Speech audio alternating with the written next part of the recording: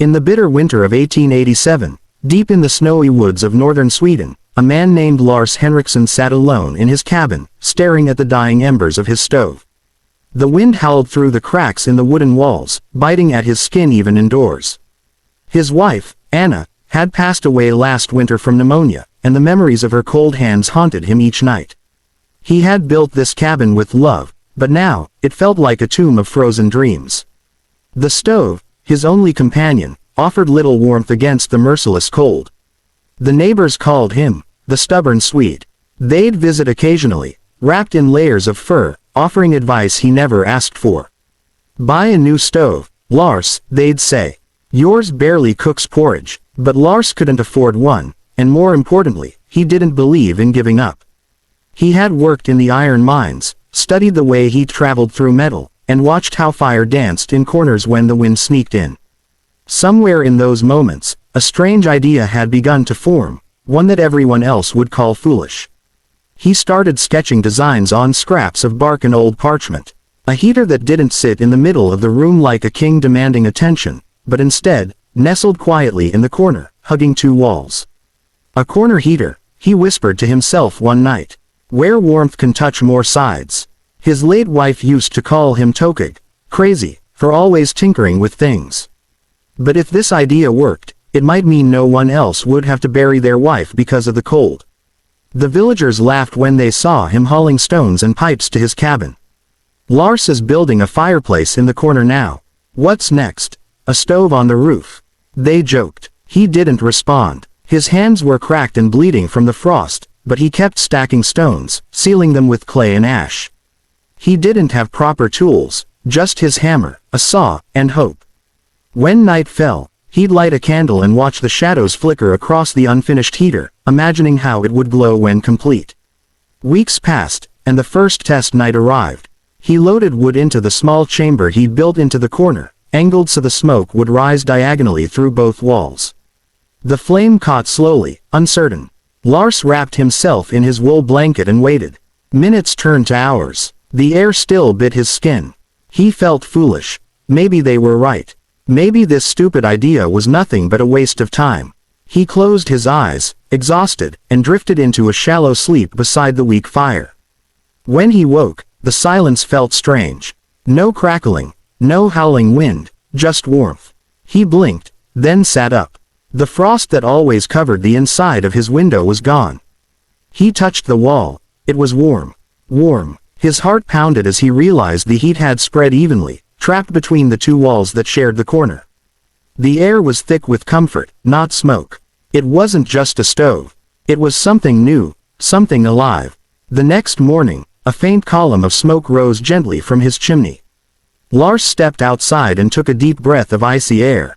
His beard was stiff with frost, but his heart felt lighter than it had in months. A neighbor passing by on a sleigh stopped and called out, "Hey Lars. Did you fix that broken stove yet?"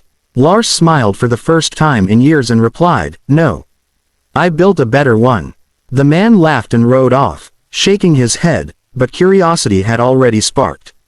Within days, the villagers began to notice something strange. While their own chimneys puffed dark smoke, Lars's smoke was thin and pale. His windows didn't freeze over anymore. Word spread fast. The stubborn Swede had done something odd again. A few came to see for themselves. When they stepped into his cabin, they gasped. It was warm, not the choking, dry heat of a big stove, but gentle warmth that filled every corner. "How?" one woman asked. Lars only smiled. "Maybe because I put it in the corner." Skeptics arrived next. Old men with years of experience in metalwork and heating. They tapped his walls, measured the temperature, and muttered among themselves. One even said, "Impossible. The fire loses energy in corners." Lars didn't argue. He simply opened the small hatch, showing them how the heated air traveled upward and reflected from both walls, circulating instead of escaping. "The corner traps warmth like a cup traps water," he explained softly. Still, they left unconvinced. That winter, the blizzards came harder than ever. Many cabins in the village turned into ice boxes overnight. People burned extra wood, but it barely helped. Meanwhile, Lars's cabin stayed a constant 45 degrees warmer. He began letting the widows and children without proper heat stay with him during the coldest nights. They'd huddle by his heater, eyes wide with disbelief at how a small corner fire could chase away the cruelest frost. For the first time, laughter returned to that cabin. One evening, a young boy named Eric tugged at Lars's sleeve. "Mr. Lars, why does your fire not get tired?" he asked. Lars chuckled and lifted the boy's hand toward the corner. "Because I let it rest against two walls," he said, "so it doesn't have to fight the cold alone." Eric nodded solemnly, though he barely understood. To him, the old man's corner fire was magic, a miracle that made the winter less cruel. As spring neared, the snow began to melt, and visitors from neighboring villages arrived to see the warmest cabin in the north. Lars grew tired of the attention, but he was proud. He began to draw proper blueprints, carefully marking angles, air channels, and stone thickness. He wasn't a scientist, just a widower who refused to freeze again. But soon, people would call him something else, the man who tamed the cold. Still, not everyone celebrated his invention. The town blacksmith, a proud man named Olav, grew jealous. "You think you're smarter than the rest of us," he sneered. "That corner trick is a fluke. When next winter comes, your little heater will crack." But Lars didn't respond. He'd heard worse. He knew what he had built, and he knew who he built it for. Every time he lit the heater, he whispered, "For you, Anna," as if his wife could feel the warmth too. But one night, as the sky turned white with another storm, a sudden bang shook his cabin. The heater hissed, smoke filling the room. Lars coughed, eyes burning. His heart raced. Had Olav been right? Had the heater failed after all? He grabbed a bucket of snow to smother the flames, and that's when he saw something shocking in the flickering light. The pipe wasn't broken. Someone had sabotaged it. Lars froze as realization hit him. The vent pipe had been jammed with rags soaked in tar. Someone had tried to make his invention fail, maybe even kill him. He stumbled back coughing, half blinded by smoke, and threw open the cabin door. The freezing wind rushed in, clearing the air. He dragged the pipe loose with trembling hands, burning his palms, and watched as the fire calmed down again. Outside, the snowstorm screamed like an angry spirit, but inside, his resolve burned hotter than ever. Someone wanted him silenced. The next morning, black soot stained his face, and exhaustion weighed on his body. Yet, when the neighbors came running after seeing the smoke, he simply said, "A small mistake in the pipe, nothing more." He refused to accuse anyone. He knew Olav's envy was behind it, but Lars believed that no invention deserved hate. Still, rumors spread. The corner stove nearly killed him, and soon, no one came by. The same villagers who once sought his warmth now avoided his cabin like a cursed place. Days turned into weeks. Lars spent them repairing, improving, testing. He changed the angle of the chimney, lined the inner walls with polished stones, and adjusted airflow to make it safer. He refused to quit. If it failed once, he muttered, "then I'll make it strong enough to never fail again." Nights were lonely, but he felt Anna's presence in the glow of the corner fire. It was as if she sat beside him again, whispering, "Don't let them take your light, Lars." By midsummer, the villagers had forgotten about him. They were too busy celebrating harvests and gossiping about new farm tools. Then one day, a messenger from the nearby town of Östersund arrived. He carried a letter stamped with a royal seal. Lars's hands shook as he opened it. Inside, the Swedish Trade Council invited him to demonstrate his innovative heating structure. Someone had reported it as a potential energy-saving design. He laughed out loud. "They think it's new. I just wanted a warm corner."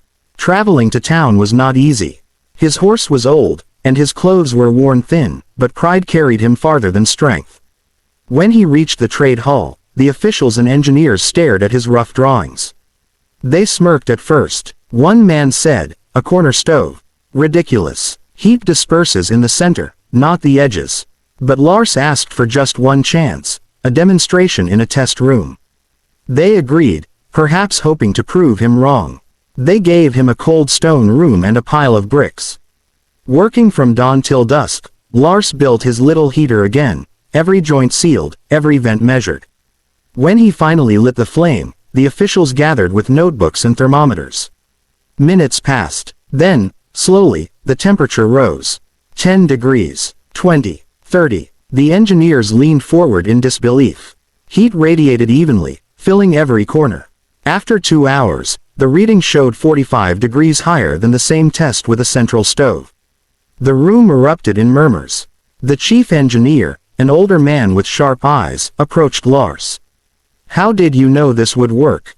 he asked quietly. Lars smiled tiredly. "I didn't know. I just didn't want to freeze anymore." The man nodded, then turned to the others.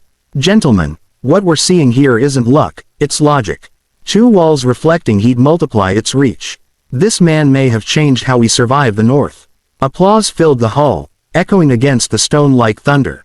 Lars became something he never expected, a local hero. His corner heater design was published in journals, and craftsmen began building their own across northern Sweden. Letters poured in from families thanking him for the warmth. Yet, he stayed humble, living in the same cabin, keeping the same fire alive. When a merchant offered him gold to patent the design, he refused. "It's not mine," he said. "It belongs to everyone who's ever been cold." One crisp winter evening, a knock echoed on his door. When he opened it, Olav, the blacksmith who once mocked and possibly sabotaged him, stood there, head bowed. "My stove broke," Olav admitted. "My wife and child are freezing." For a moment, silence hung heavy. Then Lars stepped aside and said softly, "Bring them in." Olav hesitated, tears glinting in his eyes, before nodding. The same fire that had nearly been snuffed out now welcomed even its enemy. As Olav's family warmed themselves by the gentle glow, the little girl whispered, "It's like the fire hugs you." Lars smiled. That night, he saw something melt. Not just the snow outside, but the walls between hearts hardened by pride. Olav stayed quiet most of the evening, then finally said, "I'm sorry, Lars. I thought your heater made me look foolish." Lars placed a hand on his shoulder. "It only made us both warmer." They laughed, and the sound filled the cabin like sunlight. The following year, a small plaque was placed in front of Lars's cabin by the local community. It read, "Here, one man's stupid idea gave warmth to thousands." Travelers from far and wide came to see it. Some left flowers, others sketches of their own heaters inspired by his. But Lars didn't seek fame. He sat by the corner fire each night, watching the flames dance, thinking how Anna would have loved to see this day. In his later years, children from the village would visit him during winter evenings. He'd tell them stories about the first night the heater worked, and they'd listen wide-eyed, holding cups of warm milk. "The trick," he'd say, tapping the stone gently, "is not just to build heat, but to build it where it can stay." Those words became part of local wisdom, passed down like an old secret. When Lars finally passed away one quiet February night, the villagers gathered in his cabin for the last time. The corner heater still burned softly, as if refusing to let him go cold. Snow fell outside, but inside, there was warmth, laughter, and tears. They said it felt as though the old man's spirit had become part of the fire itself, eternal, gentle, and kind. Years later, engineers would credit Lars Henriksson's design as an early inspiration for modern radiant heating systems. But in the small Swedish village where it all began, people remembered something simpler, a lonely widower who turned grief into warmth. His stupid corner heater didn't just change homes, it changed hearts. And every winter, when families gathered by their fires, they'd whisper, "Tak, Lars, thank you, Lars, for teaching the world that even the smallest idea can warm the coldest nights."